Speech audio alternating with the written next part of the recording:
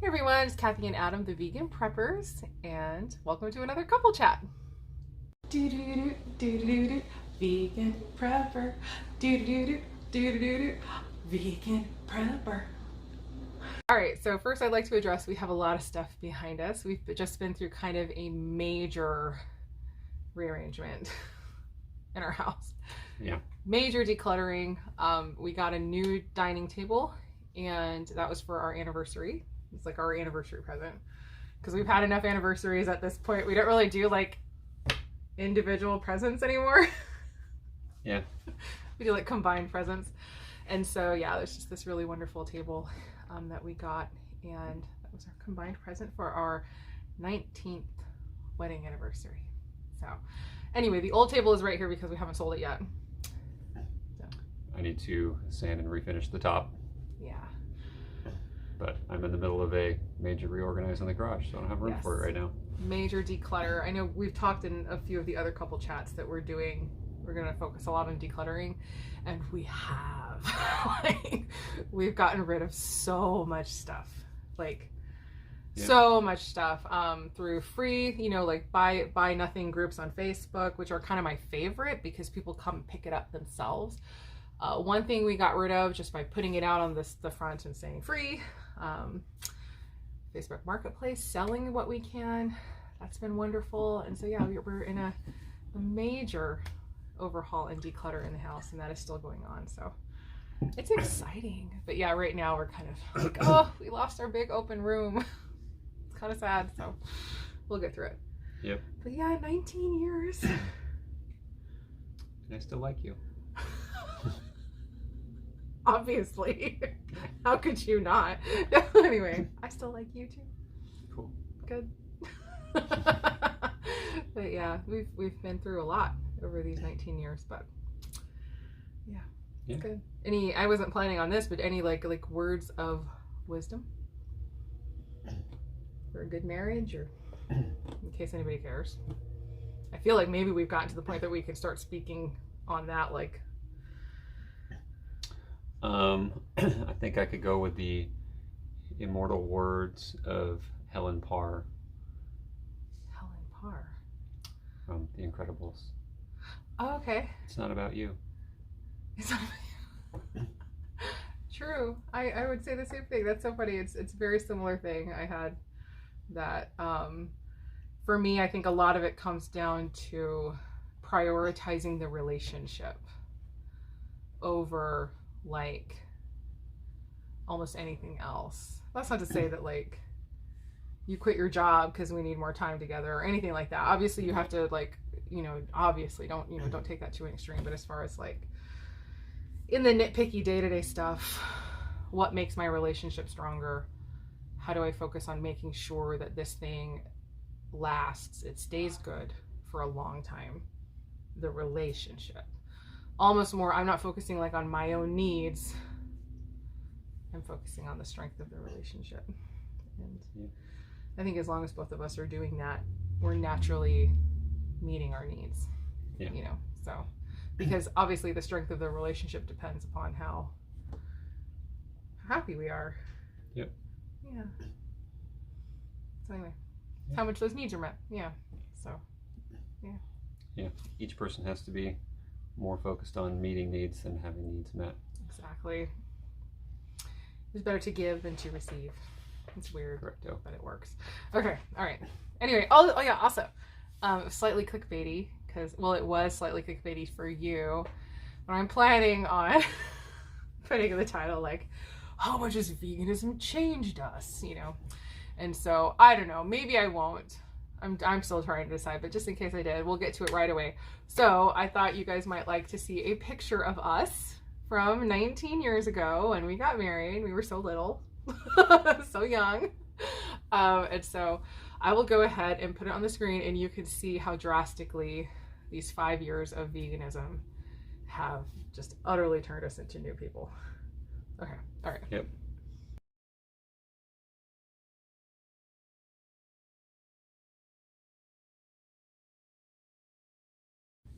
Whoa. Like, we're so different. I've gotten so skinny. I know, I gained so much weight. of veganism. Totally. Oh my goodness. So anyway, there you go. That's us. Over 19 years, we basically look exactly the same. You grew a beard. Yeah, I can grow facial hair now, so that's pretty rad. Yeah, for kind of a long time, you could not grow a mustache. No. That was pretty funny. He perpetually had like the Amish beard. Yeah. But yeah. I had a weird half goatee thing for a while. Yeah. I thought it looked good at the time. Is that funny? I thought it looked good too. I saw a picture of myself, and I was like, oh, that looks awful. I need to get rid of that. Yeah, it's funny. I saw a picture at the time. I was like, oh yeah, he looks really good with that. Like I didn't mind at all. But yeah, seeing a picture after the fact, I was like, oh, that's not your best look. Nope. So yeah. Anyway, that's funny. But yes, happy anniversary to us. Many, many more. I hope and pray. Absolutely. All right. Okay. So now that we've done that, I have a little list to try to keep us on track. I would love it if we could talk about our weekend. One of our craziest weekends ever, possibly. Was that last weekend? Yeah. It feels like it's been freaking like eons. It was a long week. A long week and a long weekend. Goodness. We helped one of our friends move, which actually this box right here is all of her stuff. Well, not all of it, you know what I'm saying? Like that's from her It was place. a really difficult move. We had to move one box. Well, I'm keeping it for her because it can't go into storage, and it also can't fit where she is now temporarily living. And so it's basically an entire box full of Mountain House freeze-dried foods.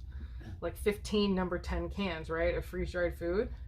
She was a closet prepper. We didn't even know. I know. I was like, I'm very impressed with you my now. girl, like, oh my gosh. And she was kind of like, yeah, I don't know. It seems foolish. I was like, that's not fool. Like, I'm trying really hard to be like, oh, without like outing.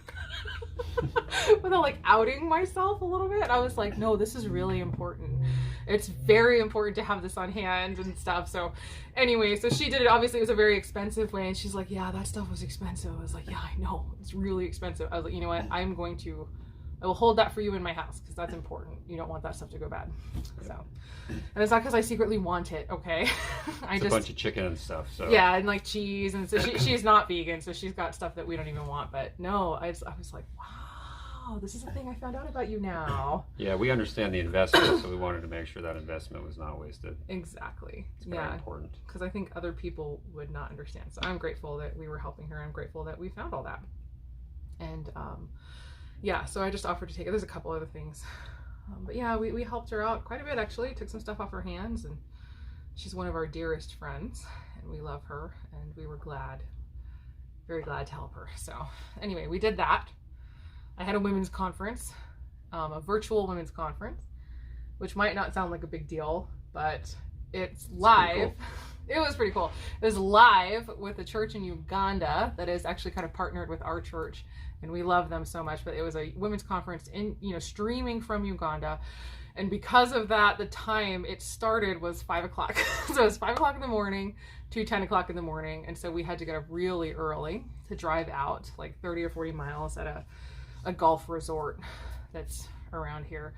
And we watched it I watched it, he did not. I watched it with a bunch of friends. And yeah, it was actually an incredible experience. Personally, I am in love with just all of that. There's one, like this is my takeaway that I feel like I can share.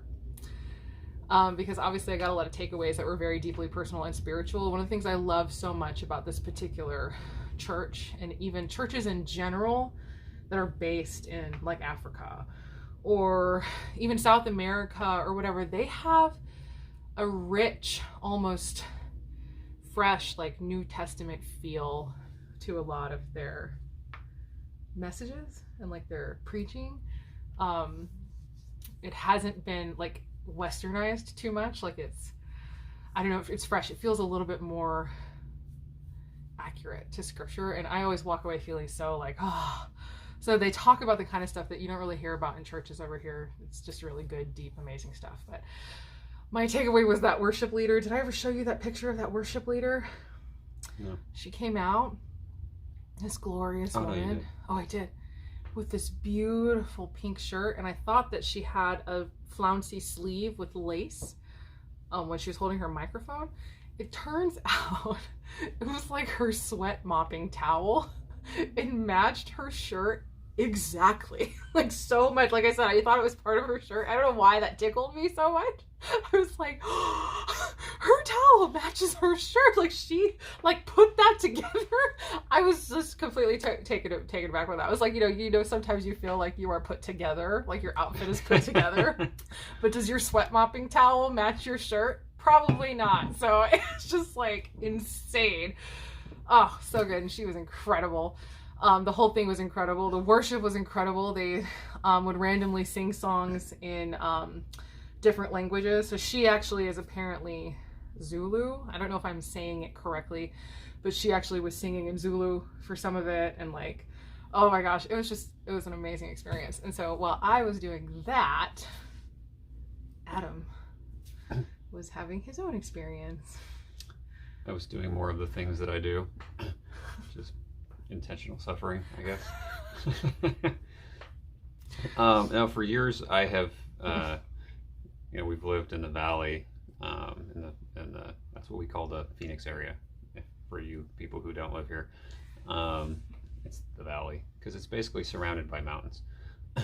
One of those mountains is Superstition Mountain. Oh, glorious. And if you don't live in Arizona, you probably have seen in some kind of a movie or a picture the Superstition Mountains. But it might not have been called that. Yeah. You know what I mean? Like it's a very distinctive mountain, so a lot of people have seen it without knowing what or where it is. Yeah, it'll be in the background of Westerns. It's very iconic. Look it up. It's beautiful, beautiful mountain range. So I've hiked pretty much everything around here, but I had not hiked that one. So the place where Kathy's conference was very close. It's like 15 minutes from the trailhead or one of the trailheads to summit that mountain. So I decided I was going to do that, and it almost didn't happen. I was having some issues with my directions and ended up in the wrong place. When I finally got there, I found out I needed a state trust land permit to get to the trailhead. So I'm standing on the corner of my truck with my cell phone in the air trying to buy a state trust land permit out in the middle of nowhere. Successful. But I got started about an hour after I wanted to, which this time of year is definitely a negative. It gets very, very hot. Mm-hmm.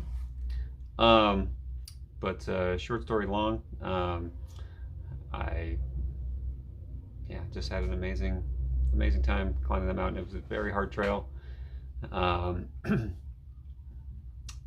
very overgrown, very hard to find the trail, no trail markers, just basically a very thin path most of the way, very overgrown this time of year from all of the rain we had over the spring. And got to meet a rattlesnake, and that was exciting. He almost stepped on it. Yes, literally almost stepped on it. Yes. I was stepping up onto a rock, and my foot was right above him. So I stumbled backwards, pushed myself backwards to avoid him. Or, doesn't matter. Whichever. And he was just chill. He just looking at me. Didn't even bother to rattle. It's like, yeah, you know I'm here. You know what's up. It must be used to humans, maybe. Maybe. Like, because it probably lives near the trail. Maybe. I don't know. But very uncharacteristically for hiking a trail in this area, there was no people. Yeah. Maybe that was because of the time of year, or because of the remoteness and difficulty of that particular trail. Oh wait, just a second. Let me insert a picture Okay. of the rattlesnake. He got a picture of it. Here, I'll show you guys.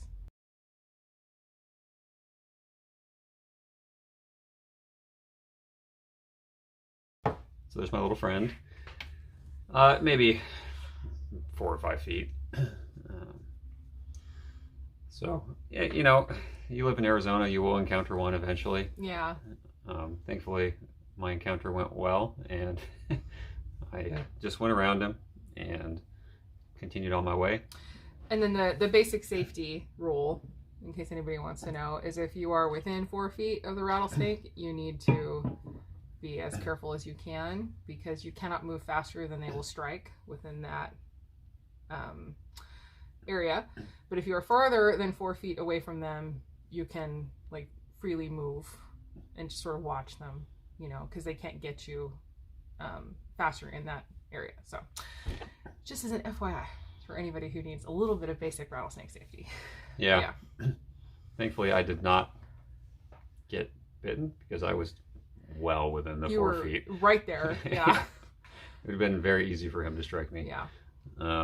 And that would have been inconvenient because it was very remote. So, and I didn't have a cell phone signal. So I would have had to have moved down the trail having been bit by a rattlesnake. Yeah. Which is less than ideal. Right. At any rate, yeah, I got pretty close to the top, and a big shadow went over the top of me, and looked up, and there was a big hawk cruising around up there, and he hung out with me all the way to the top, circling around me, probably waiting for me to drop so he could eat me. But it seemed really cool. It seemed like we were best friends up there.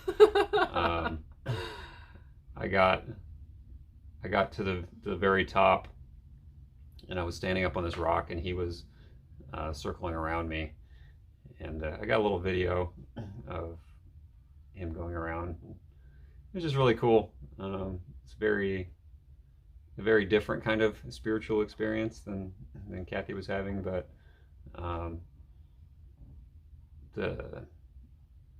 it's just, you get out in nature and get by yourself and get away from civilization. It's just kind of really special. It is. So I have a very warm place in my heart for that bit of mountain right now, and I think probably always will. Yeah, it's really cool. So I'm going to do everything, because our tech is not the best. We're going to do everything that we can to figure out how to get the video clip that he took of the hawk circling him up at the summit of the mountain. It was like eye level. It's really cool. So there was a bit of finger in it, so sorry about that. Well, it's so hard to film when it's bright. You cannot see a thing. Yeah. So, but I will also, we can insert some pictures, and so hopefully you're about to get a nice video clip, but you will at least get some pictures from the summit. It's pretty amazing.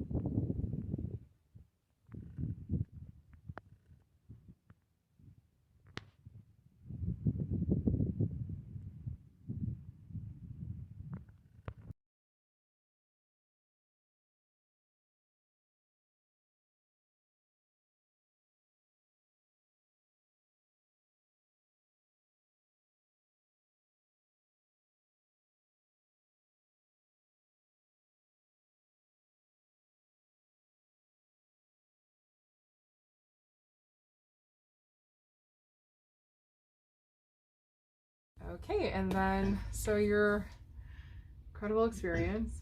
Yeah, it was awesome. Amazing. Yeah, I got a little beat up. Got poked with a agave. And that was exciting, but I had a huge inflamed lump in my leg. Yes. Turns out those are poisonous. Yep. Don't get poked with one of those. It's not very good. I looked it up, and I didn't realize how bad it can be to get poked with one of those. It can apparently, like, the toxin can mimic arthritis symptoms. It can be pretty bad. So I sort of called on my herbal knowledge, and I was like, we need a drawing salve. And so that's a drawing salve is something that you put on to draw out. Probably is pretty obvious, but it draws impurities out from the site of a wound.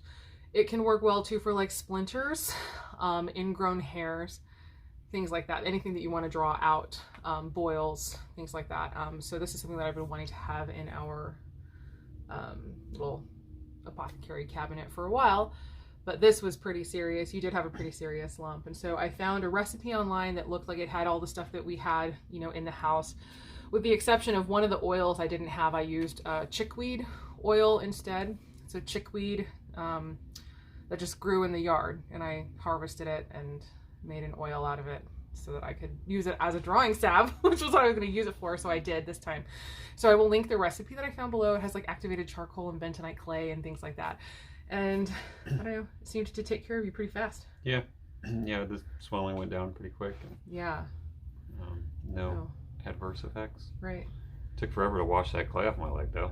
Yeah, praise God. I mean, well, not for the washing off, but for the working of the stuff. So yeah, the activated charcoal, it gets kind of messy, you know, so it's not pretty. It's a big black smear on your leg, but it works, man. It worked so fast. Even I was surprised. I've seen some pretty awesome things with the plants in my life, and I was surprised. So definitely linking that recipe down below for anybody who might like to have a drawing salve for stuff like that. So yeah, so very happy it works. It seems to work really well for the agave prick.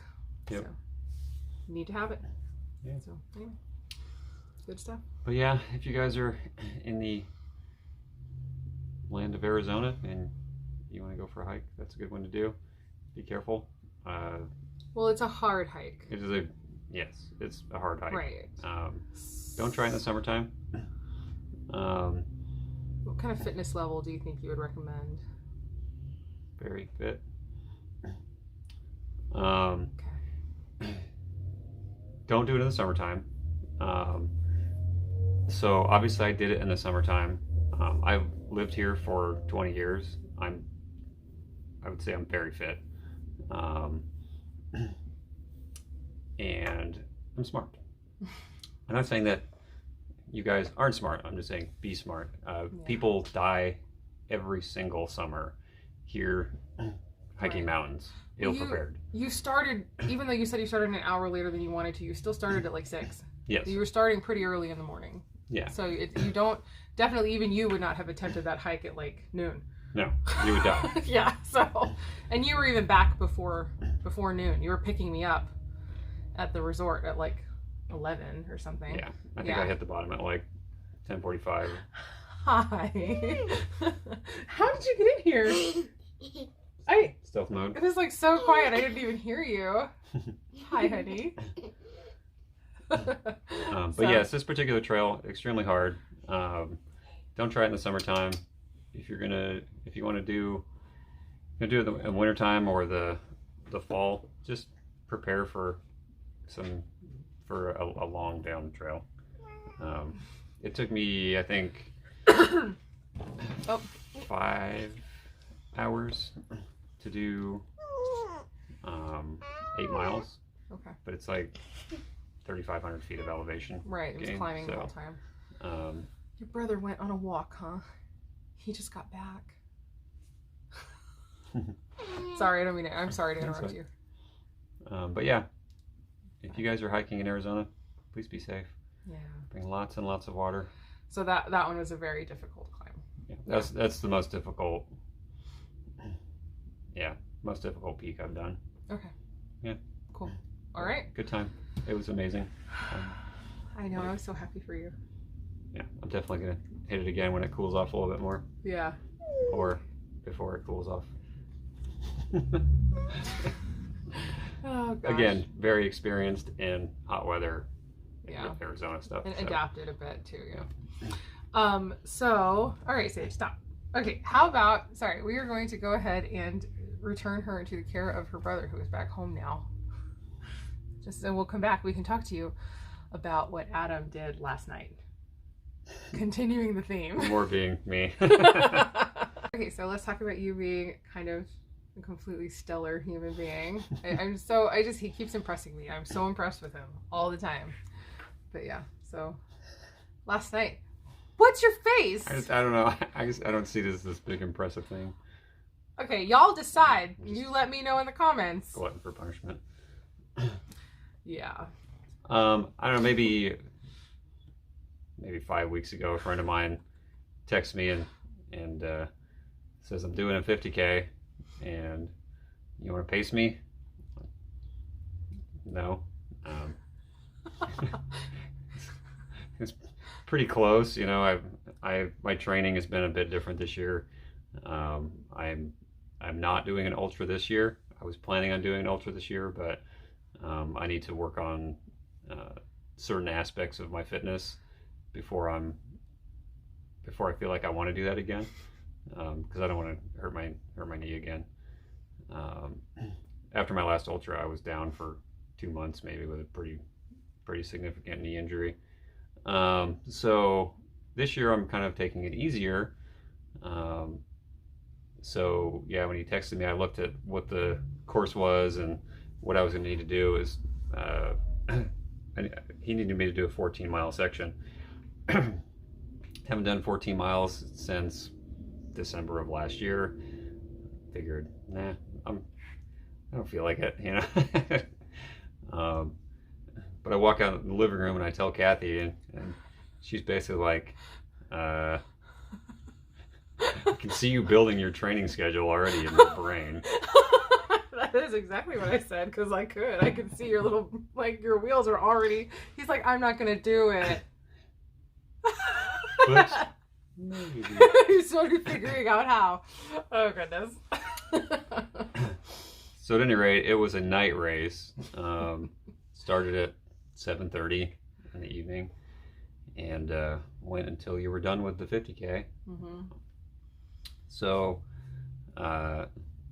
yeah, I started training the next day, and he tried to say no. Like, yeah, he tried really hard. I can't. He can't, yeah. So, yeah, I started training pretty aggressively for the few weeks I had, and got to where I was feeling pretty confident. Taking it easy. Yeah. Which really, that's the reason I was in the shape I was in to do Superstition Mountain, because I was That's true. already training really hard. So I was much fitter than I would have been to just do it without a bunch of extra training. So yeah, the race was last night, and I got to start racing at 11 p.m. and I ran with him until just 2:45, I think, something like that. Yeah. So we were a little slow. In the morning, yeah. He was having some issues with his hip later on, so it wasn't like super speed, but well, it was apparently a really difficult course, right? it was a very difficult course. We were looking at last year's course record, and it was kind of slow. And for the distance. For the distance, yeah. So it was I think like a 6-hour course record for a 50K, which is 31 miles. And for me, that's really fast. But for fast guys, that's not very fast. So we were curious as to why it was such a slow course. Well, it's a slow course because it's a really hard course. Lots of rocky climbs and extended sections of climbing. I think there was like a 2-mile section of continuous uphill. Just, yeah, really pretty brutal. And it was laps, so they had to do those sections over and over Right, again. you had to repeat it, yeah. So, but yeah, so I got to do 14 miles with him. I got to do that 2-mile climb twice. And I was like, man, this course is not my favorite ever. You're a really good friend. Yeah. I just find it impressive. He doesn't get any credit for any of that. So you're just the guy that's running to keep the guy who is racing, like, at the right pace. Yep. So you have a job to do. You're not just out there running for fun. You're like, yeah, you're doing a job.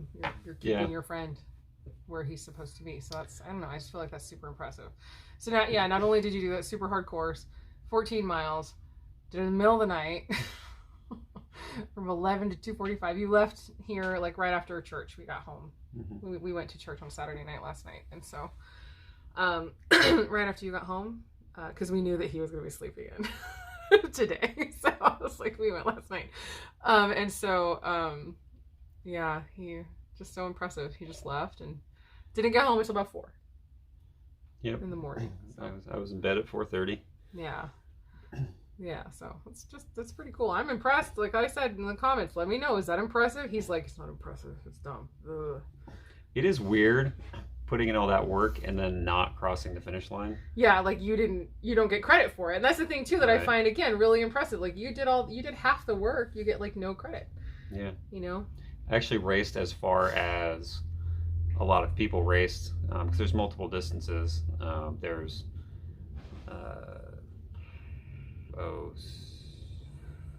6K, 16K, 32K, and then 50K.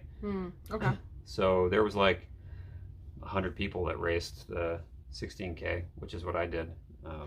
But they all got finishers medals. They also paid for the race, so yeah, I guess that there's that. I raced for free. Yeah. But yeah, so when he was crossing the finish line, we had been together for the last few hours, and I just veered off to the side because I didn't feel right crossing the finish line because I'm not racing. So well, and you didn't do a 50K. Yeah. Yeah. So. Yeah. So I wanted him to get the pictures by himself because he's the one that did the real work. Right. So. See, he's just a stand-up guy. I don't know. Anyway, whatever. Just another day at the races. Just another day at the races. Okay, so whatever. He's like, I'm trying to compliment you, and he's just like, it's not a big deal. So anyway, it's fine. But that's really cool. I know, and I started hearing the sounds around 4 o'clock in the morning, and I was following you a little bit because I could not sleep last night. Like I just could not sleep. Whenever he's not home, I'm like hyper aware, and I'll fall asleep, but I don't think I ever fully sleep. So I'm pretty tired today too. I'm probably more tired than you. Probably. No, I'm kidding. I'm not more tired than you. But I just could not sleep. Every little sound, just I'd wake up. Especially I'm home. Alone with I'm the responsible adult at the home. So yeah, waking up for every little sound. Then yeah, I heard the door at 4, and I knew it was probably him. But still, I was like, well. It's either him or like some burglar, so I'm gonna go out either way. We're gonna see what's gonna happen here. So I got up and kind of went out in the hall and kind of peeked, and it's like, okay, it's him. So yeah, it's kind of funny, but yeah. No, I followed you a little bit. There was the live results. I was surprised. I think it was around 2 o'clock in the morning when I got up to use the restroom, and I already saw so many people had already dropped out. A lot of people, there were like, at least, is that how it reads? Because I'm not 100% sure always how to read the race results. At the bottom, it was a whole bunch of red people. There's like red over their name at the very bottom. Yeah, those are DNFs. Yeah. Yeah. Did not finish. Right. Uninitiated. Right. So yeah, there were a lot of people who had dropped out. So I guess it's not super surprising considering how difficult the course was. So anyway, very interesting. So yeah, it's really cool. Next up, Spartan race. Yeah, he's doing a Spartan race. Yeah. That was another one of those things. It was like, actually, this one was different. It was, hey, what do you think about doing a Spartan race? Yes, 100%. Let's do that. Yeah, you said yes right away. This is another friend. This other friend was from work. This is another friend, or just somebody you work with. Yeah. And he kind of knows that you do these things, and so he asked you.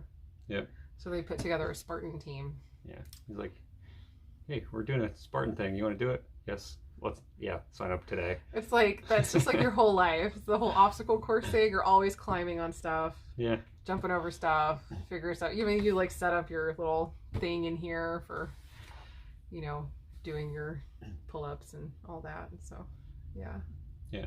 Anyway. So my training is going to look a little different this year. Yeah, you're doing, would you say, more upper body stuff for like obstacles, like pulling yourself up and whatnot. Yeah. Yeah. Very cool. Just let me know what you need. More food, probably. And you put on a few pounds. Yeah. Okay. We ran out of our protein powder too, so I need to get you more protein powder. So I'm like, I'm gonna go ahead and make a list while we're trying to record this video. It's like food, protein. Anyway, food. You can have, I'll make you food. This is not the first time that I've had to help you do this stuff. I'm always training for something. So. I was always like, what do you need to do this time? Okay, I will make a list. I'll get it together. So. Should I move on to our main subject? Oh, I don't know. I feel like those are also subjects. But anyway, yeah. So we have been watching a new show. Mm-hmm. Yeah. Are you gonna talk for me? Sure. Alone. My friend turned us onto it. Like, it's so good. I could not believe how good it was. And I'm going to try really hard to talk about it without mentioning names for anybody who hasn't watched it yet so that we're not spoiling who wins. Yes, we try not to do spoilers. Oh, I'm so heartbroken though that I cannot spoil at least season 1 because that was like one of the most beautiful things I've ever seen in my life. So that's it. Let's go put there. So what is the premise of the show Alone for anybody who doesn't know? 10 people get dropped off in the middle of nowhere, Mm-hmm. and they have to survive by their lonesome, with no support, no crews or anything, and they just have to survive for as long as they can out in the wilderness. Yeah, and they have certain things they bring with them, like a limited number of things they're allowed to bring, and they each have their own kit. And then the prize is $500,000 for whoever manages to last the longest. But yes, every one of them is doing it completely alone. Hence the name of the show. They have to do all their filming themselves. Yes. Which seems to be the main struggle for a lot of them. Yeah. Learning how to be a cameraman while you're already trying to survive out in the wilderness, which is a lot of work. It is a lot. It's a lot of work. Like, I sympathize. It's like, I can't even film myself cooking in my own kitchen. Like, it's just like, oh. So, anyway. Yeah. It's pretty cool. Yeah, so it's a good show. It's just given us a lot of really interesting insights to the world of surviving. And this is kind of different. Yeah. Because most survival situations are going to be like a very limited amount of time. You need to try to survive just until you are rescued. This is extended living in the wilderness. Yeah, I think the first season, I think I can say it without spoiling anything. Wasn't it like, it was like into the 50s, the number of days? I think so, yeah. And then I believe the second season lasted, it was into the 80s of numbers of days, I believe, that they were out there. Or no, the third season. Because we skipped to the third season because we knew who one of the contestants was. And we were like, oh my gosh, we wanted to watch him. And then we watched all of season 3. So that they lasted into like the 80s of days in Patagonia.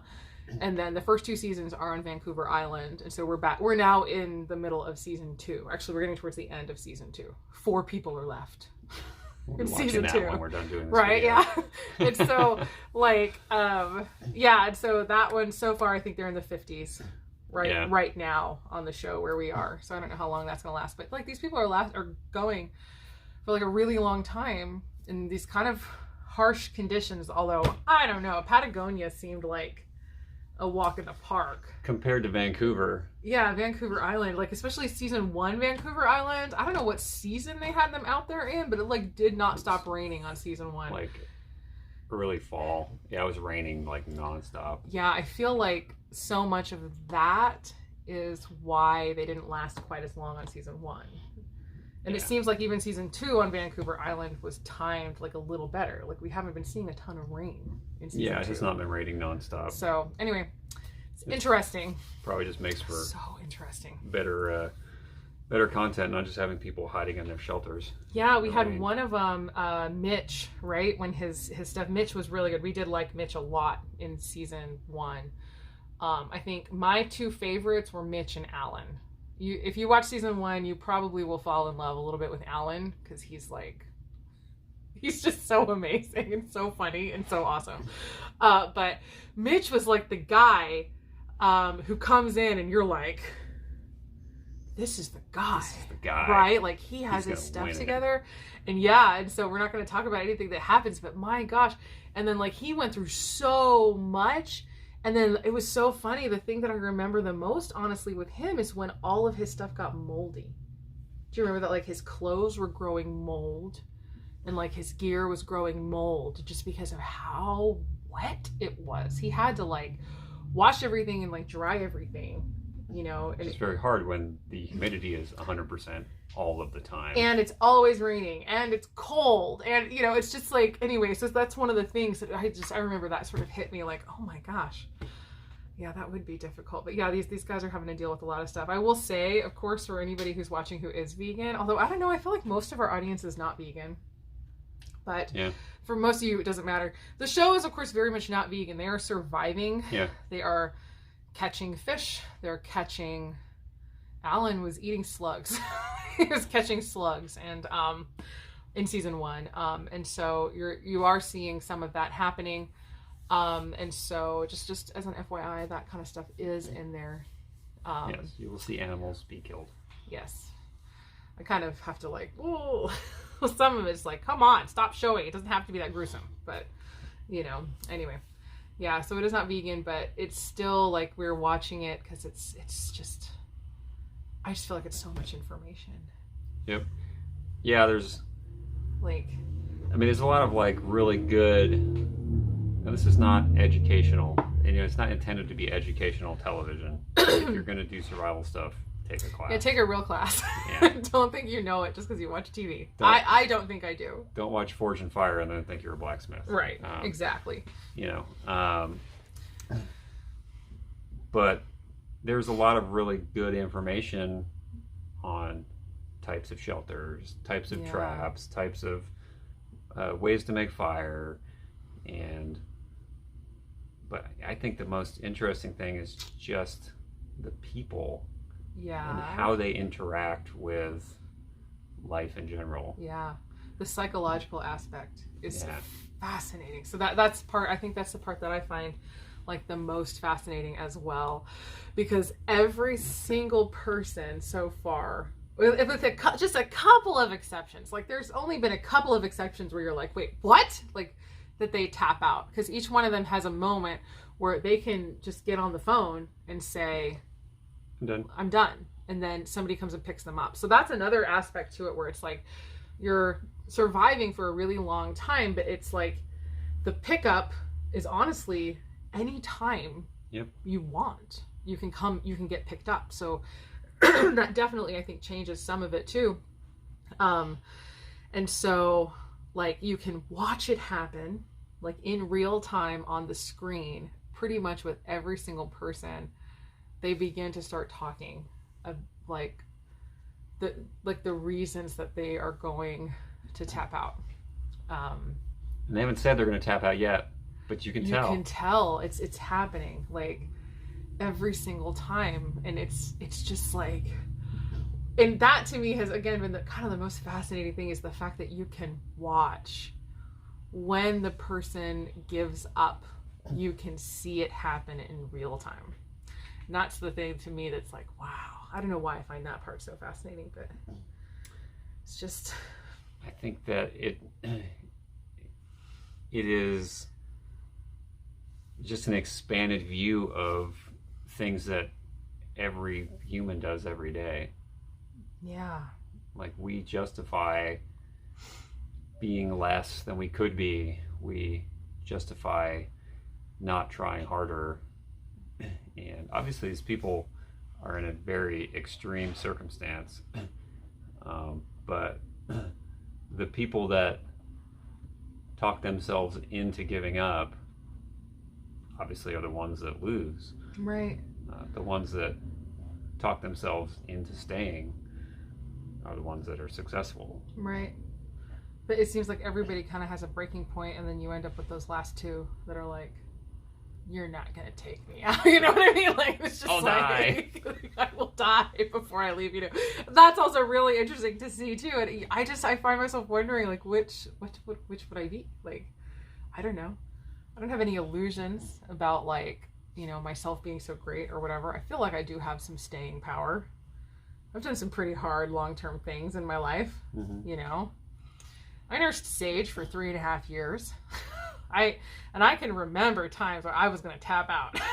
This is the last time we're doing. I did not. Like, I kept going. My initial goal was 2 years, and I remember that first 2 years. It was like pure torture, which I know is not like it's not the typical picture that people paint of nursing, but nursing was not my favorite. But yeah, I didn't quit. I didn't stop. So I don't know. We'll see. I feel like there's a lot of other stuff I've done in my life that's been pretty hard. But again, I don't have any illusions. I don't have any like anything inside of me that's like, oh yeah, I would totally do it. Like I'm amazing. These people suck. That's not at all like they go through a lot. Some of them do. Some of them tap out after 6 hours. There's one, I think it's in season, too much. In season 1, there was a guy who tapped out after 12 hours. In season 2, there's a guy who tapped out after 6 hours. And then in season 3, I think there was a guy who tapped out, but it was like, he did stay one night, I think, at least. Yeah. He lasted like at least. I think he was on the second day. A night. Yeah. So he tapped out. It was like, really? Anyway, it's just funny. Yeah. I feel like I'd make it at least a week just because I would have to. Yeah. I can't, like the shame. Like I could not, you know.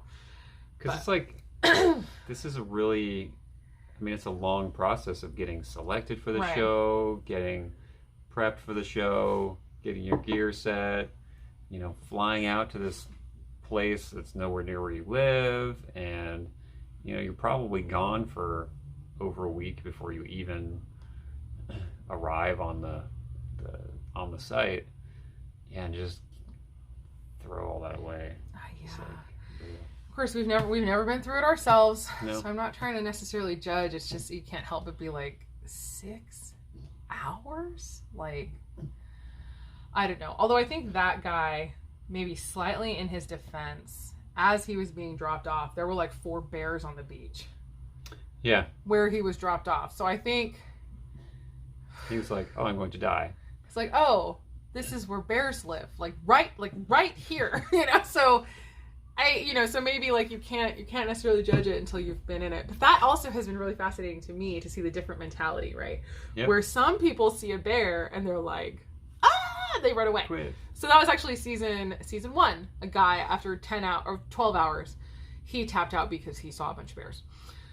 And then season 2, the guy with 6 hours, it was like he landed on a beach that was full of bears. Mm-hmm. And so, but then there are people who were like, "Oh, it's a bear over there. All right, cool. I'm going to set up my net right here where the bears are, you know." And the bears know where the fish are, so I'm going to set up my net, you know. Or it's like, "Oh, there's a bear across the way. Hey, bear. Hey, bear." You know, because they're taught to like make noise to like, you know, let the bears know that you're there and stuff. And it's just funny. And even like the one that encountered, the one that drew, like, I was like mystified. It was one of the women. Which one? In season 3, I believe, she decided, "I'm going to sleep outside tonight and like experience this beautiful nature and all of these stars." And then she's like, "Oh, there's a puma over there. Oh," and like she like scared it off or something. And then she just like went right back to sleeping under the stars. It was like, oh my gosh. So it is kind of hilarious to see people's different response to that. Like the people who are instantaneously threatened, and then the people who are like, you know, go away, and then they go about their business. Yeah, it's just another problem to solve. Yeah. It's been really, really interesting. I think the rain is like a huge decider. Yeah. I did a mountain bike race years ago. Yes, I remember this one. It was a night race. It was a 12-hour night race. Mm-hmm. Basically, you ride as much as you can ride in 12 hours. And it rained the entire time. Temperature was about 50 degrees, I think. Yeah. And it rained the entire night. They actually had to change the course.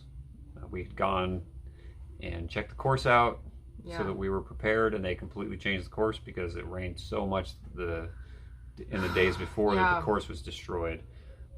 So we were riding, me and a friend all night long in the rain, cold, and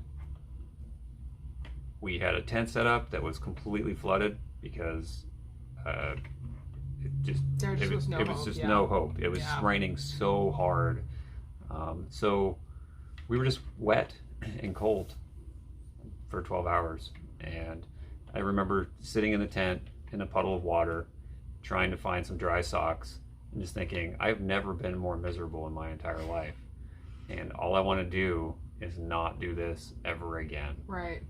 And that was just 12 hours. Yeah. So those guys in season 1 were like the real days. Yeah. Days and days and days of just nonstop being wet and cold. And it's like, it's crazy. Yeah, just that's because being uncomfortable that's kind of my jam. You know, all the stuff I do is discomfort. You like to test your limits. Yeah. Yeah. But yeah, once the wet and the cold set in, it's like really hard to think about anything else except how miserable you feel. I'm sorry. I was not there. I would have done something.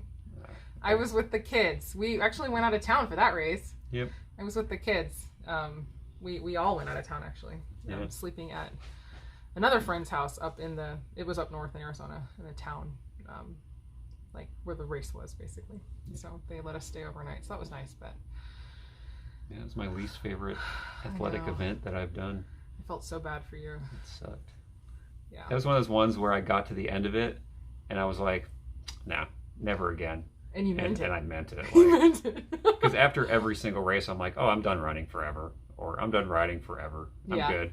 And you never are. No, and then 2 days later, I'm back to training. But that was like the guy who came second, I will say, in season 1, who like when he went home, that he was like, he had basically said, I'm never doing this again, this sucks or whatever. But when he went home, he told his wife, and his wife, it was so like, I felt like I was watching Us because his wife like looked at him. I think she had the same look on her face that I always have, because he was like, or I think he said, this might be crazy, but like it was pretty much as soon as I was out, I had a meal, I was like, I can't wait to do this again.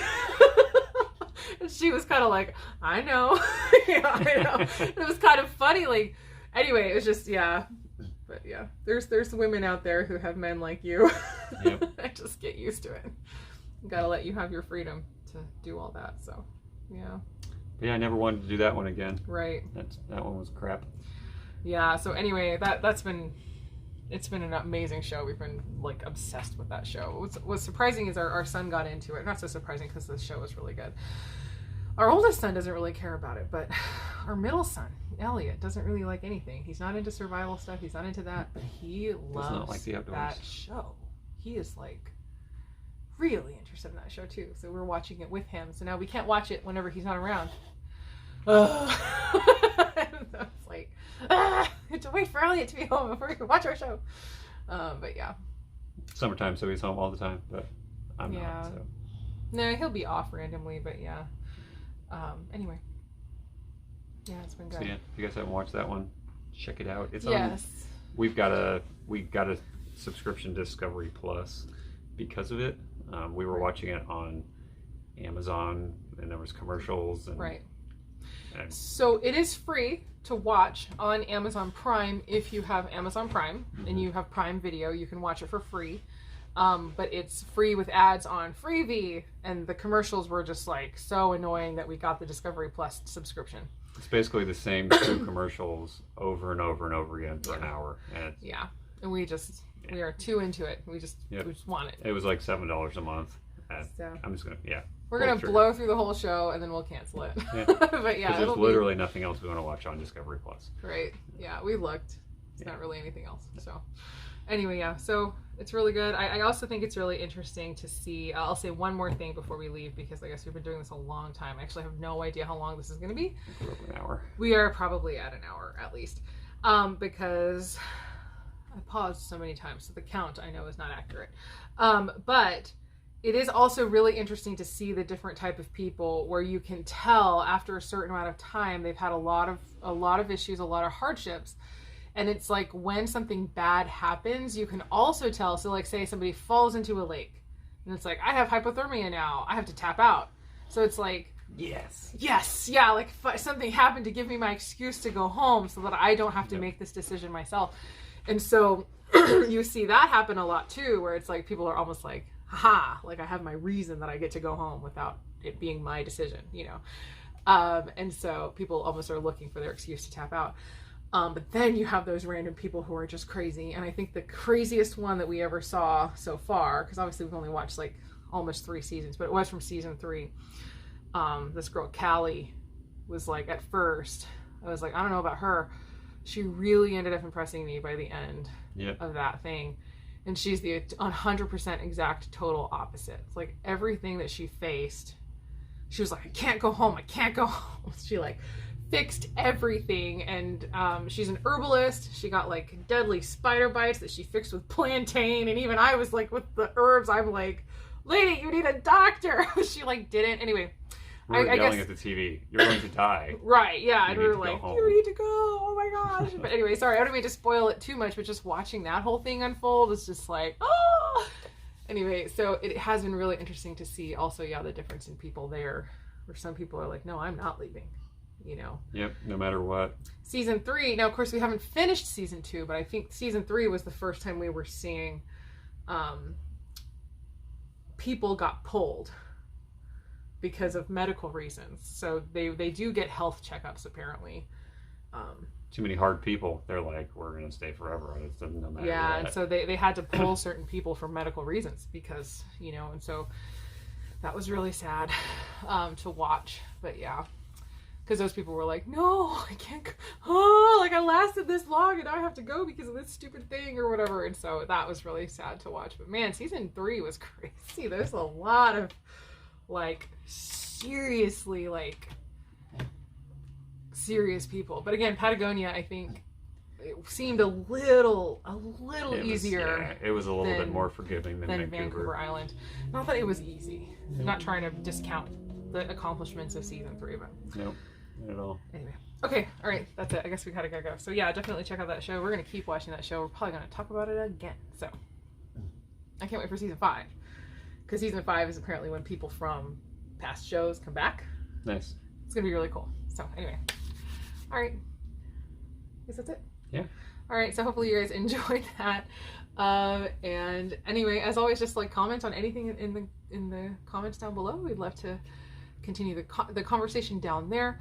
And if you have any specific questions or comments for either one of us, just go ahead and put them down in the comments. And it's mainly me running the channel, but if you have something specific to say to or ask Adam, I will let him know and then he will respond. But yeah, I guess that's it.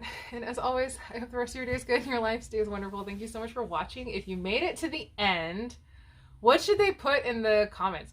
Ooh, give me like a little tree emoji or like a little camping tent emoji in the comments or something. Or say, I love survival. If you can't get to an emoji. And then we will know that you stayed with us the entire time. And that will be kind of cool. You'll have some cred with us that way. But anyway. You guys are survivors. You did. You lasted until the end. Sorry you don't get $500,000, but you do get to know us better. And that's better, right? So anyway, I guess we'll see you later. As always, I hope the rest of your day is good and your life stays wonderful. Thank you so much for watching. Bye.